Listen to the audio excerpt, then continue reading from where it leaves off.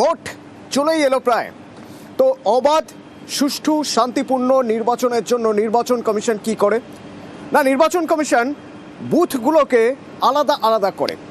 কোনোটা স্পর্শকাতর বুথ, কোনোটা অতি স্পর্শকাতর বুথ। কিভাবে করে না, সেই জায়গার ম্যাপিং করে একটা, সেই জায়গায় কোনো রকম কোনো অশান্তি হতে পারে কিনা সেই সব ভেবেচিন্তে এই তালিকা তৈরি করা হয়। ভোট সামনে অশান্তি কোথাও হচ্ছে, রাজ্যের আইন শৃঙ্খলা পরিস্থিতি কি তা জানতে চাইছে জাতীয় নির্বাচন কমিশন। সিইওকে নির্দেশ দেওয়া হয়েছে যে যেন রিপোর্ট পাঠানো হয়, সেই রিপোর্টের ভিত্তিতেই তো বুথ তৈরি হবে। নয়াদিল্লি থেকে কি খবর পাচ্ছি জানবো, মৈত্রেয়ী রয়েছেন আমার সঙ্গে। মৈত্রেয়ী,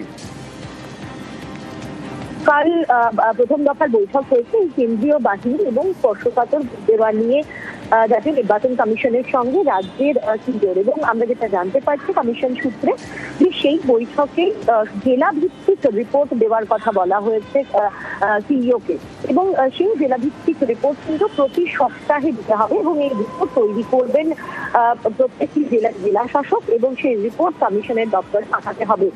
সেই রিপোর্ট দেখে কিন্তু স্পর্শকাতর বুথের যে বিষয় সিদ্ধান্ত নেবে কমিশন, এবং তার উপরেই কিন্তু নির্ভর করবে কেন্দ্রীয় বাহিনীর সংখ্যা। ধন্যবাদ।